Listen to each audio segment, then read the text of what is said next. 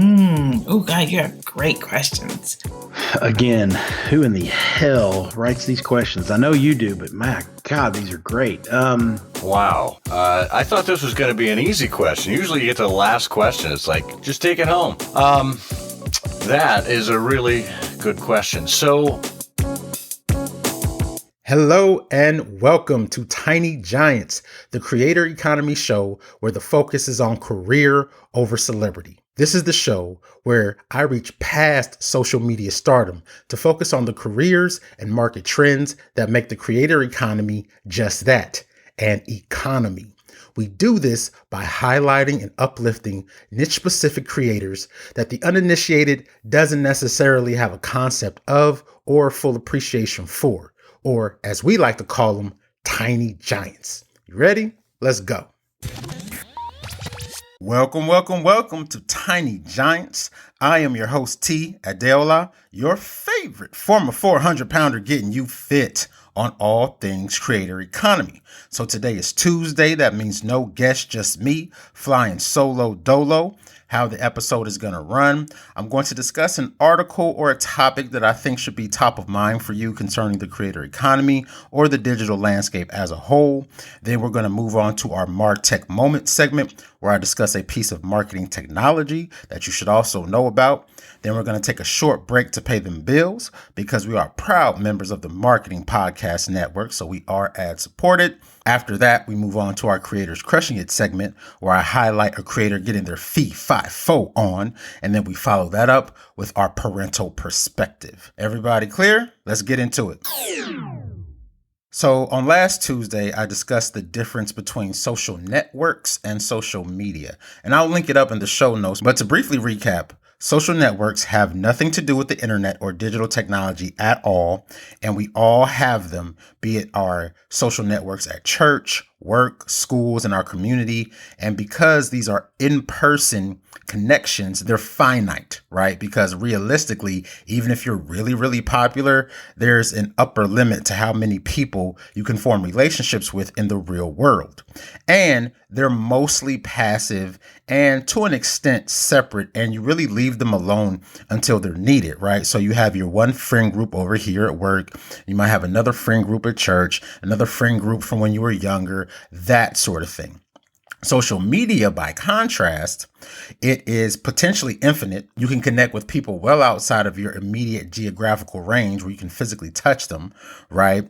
And the goal shifted from connections, which is networking, to broadcasting, meaning pushing out a message, publishing. That's the goal of social media. Whereas in-person social networks are largely passive, social media is active. And everyone is a publisher, if only an aspiring one. So given all that context and the fact that everyone is a publisher and everyone is in the broadcasting business, we need to know how the broadcast business works to really have success. Now, future guest on the show, Joe Pulizzi, who's the founder of Content Marketing Institute and the Content Marketing World Conference. He's since sold that and stepped away and founded The Tilt. He's coming on the show in a couple weeks, but he wrote a great book a couple years ago called Content Inc., which I highly recommend you check out. But that goes into great detail on how to have success with the media model in this social media world we all inhabit. And I won't steal his thunder. You should definitely go check it out. But one of the main things to know about social media is that to have success in the age of social media, it all boils down to your ability to build a brand, period. You have to know how to build a brand. And if you know how to build a brand and you're successful at building a brand, you'll find great success. And if you don't, then you'll languish and you'll suffer. Branding is an entire course unto itself. I'm not going to go into deep detail here. I'll refer you to a wealth of sources for that. But according to the American Marketing Association, or AMA, a brand is defined as, quote, a name, term, sign, symbol, or design, or combination of them intended to identify the goods and services of one seller or group of sellers and to differentiate them from those of competition, right? So that's the official definition from the American Marketing Association, or AMA. However, I really like Jeff Bezos' definition. So Jeff Bezos, founder of Amazon, one of the most wealthy people on earth, he says, your brand is what people say about you when you're not in the room. I'm going to say that again. Your brand is what people say about you when you are not in the room. So that's the Jeff Bezos definition. So those are two definitions of what a brand is. And again, there are several different ways to approach this. And I'm not going to be real exhaustive in this episode. I'm going to have links in the show notes to some resources. But one of the best branding exercises I've ever done, and I teach to my classes, and I'm a big fan of, is the brand sensory exercise, right? So the brand sensory exercise is engaging all five senses. If someone were to experience your brand sensorily, what would they see? What would they smell? What would they taste? What would they hear? And what would they feel? So it's a sheet of paper, and you can find it online if you Google it, but you just write out, what does my brand look like? What does my brand smell like? What does my brand taste like? And my brand feels like? That is an entire workshop unto itself, but that puts you in a pretty solid position of understanding, how to go about developing your brand. And there's more to it. There's style guides and colors and the whole thing. But in the context of the age of social media, where we all inhabit, your number one tool for success is to be able to build a brand. And so I've given you the definition of what a brand is, some starters on how to go about fleshing that out, because you want to make sure when you're building your brand, it's very important that you stay on brand and not veer too far off, because brands are like skyscrapers. They're years to build, seconds to destroy, right? Years to build, seconds to destroy. So staying on brand is of critical importance. And there are just a lot of examples of people, unfortunately, going off the rails and torpedoing otherwise great brands. And so there you have it in just a few minutes. Your number one key to success in the age of social media, where everybody's a broadcaster, and in the media business, is you have to know how to build a brand. That begs the question, what is a brand? Which I've given you two definitions of several, and of course the brand sensory exercise of relating your brand into all five senses. Now it's time for our MarTech moment.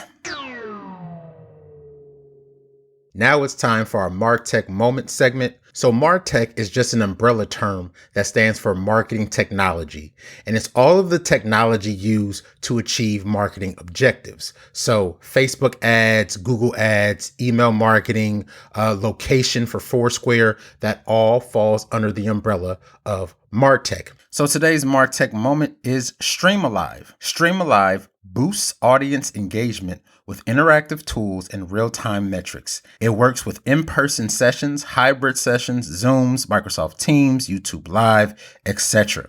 And it's packed with interactive features that boost audience engagement and allows you to visualize chat messages in real time. So today's MarTech moment is StreamAlive.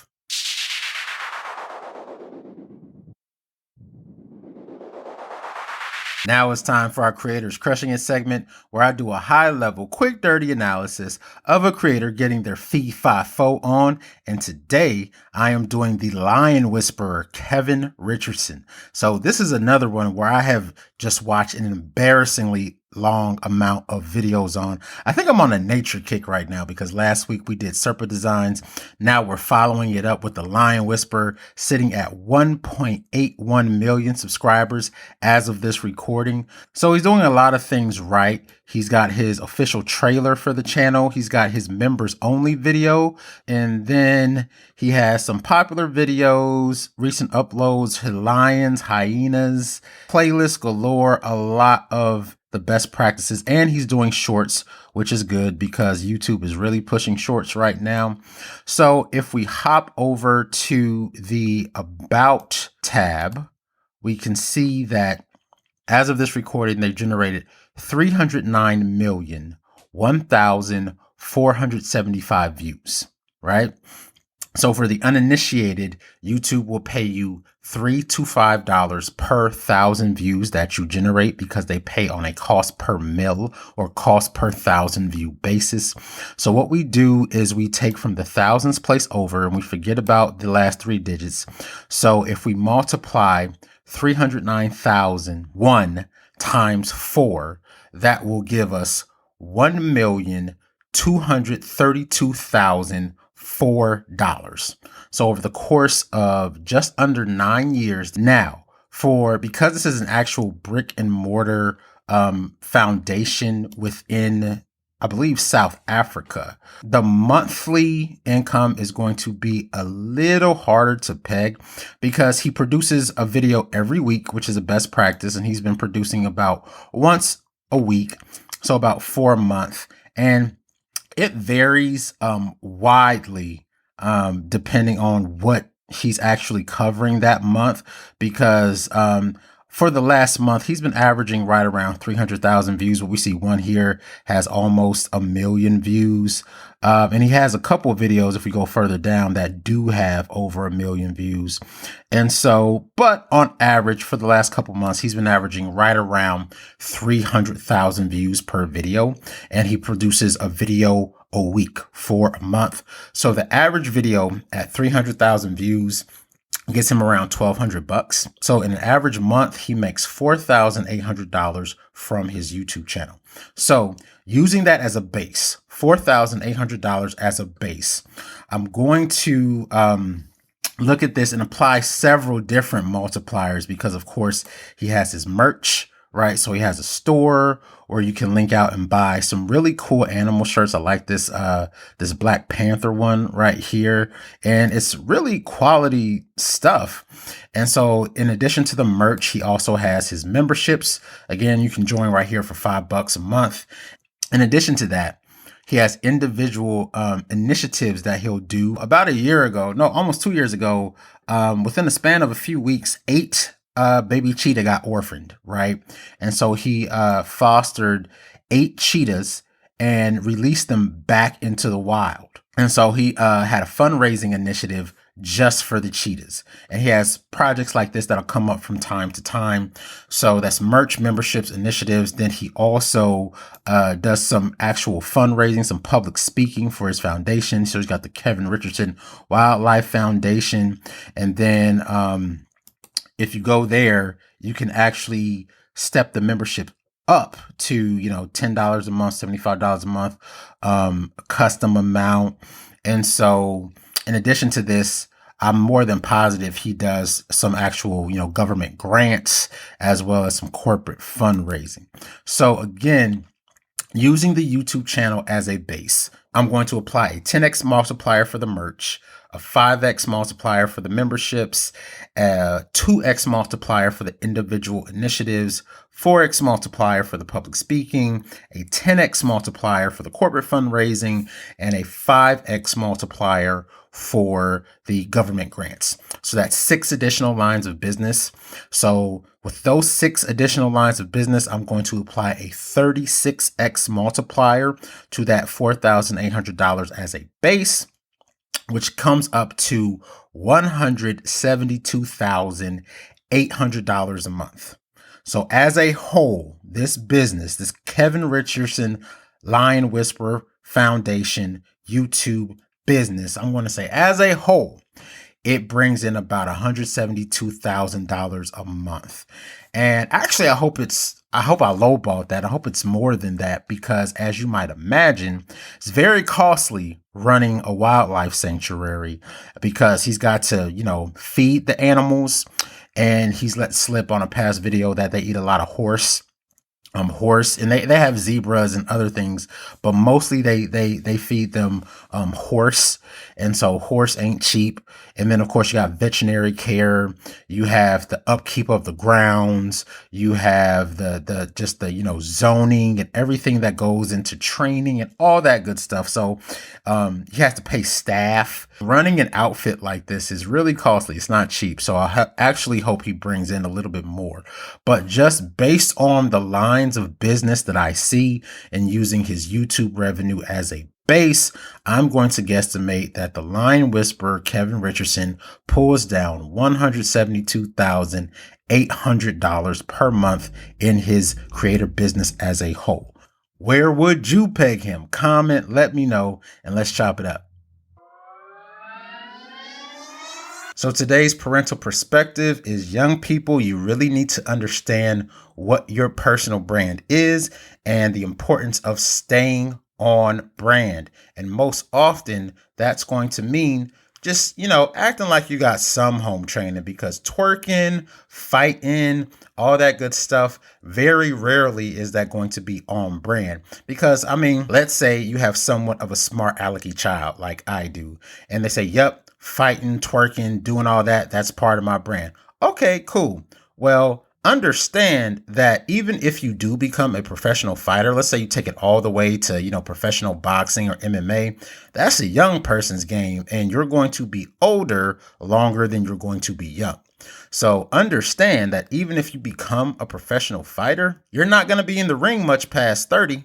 And you definitely not going to be in the room 40 or 50. So you still got a lot of life left after that, but you've built this brand around something you're only going to do for a short period of time.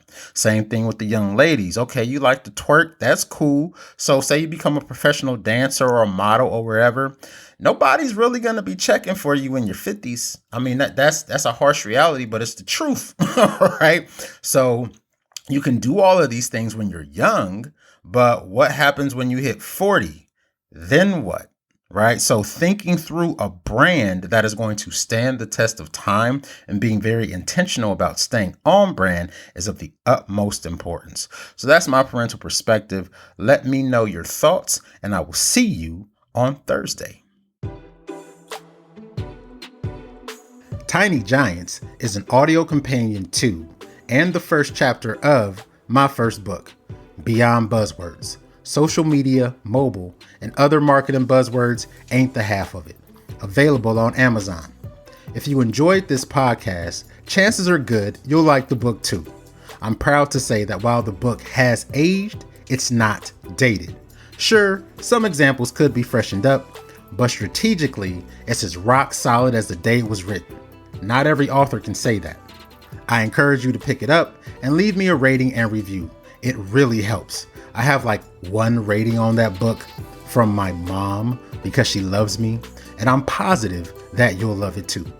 Head on over to tinygiants.tech for more episodes and whatever else I have going on. While you're there, leave me a voicemail with your question, comment, or feedback for improvement. I may play that voice recording on a future episode as I answer your question or address your concern.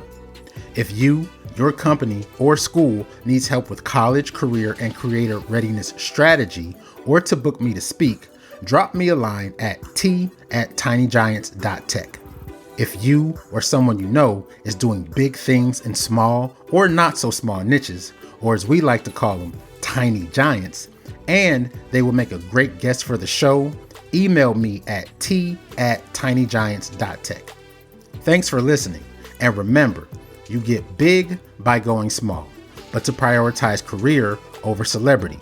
But no matter what you choose, know that I'm rooting for you.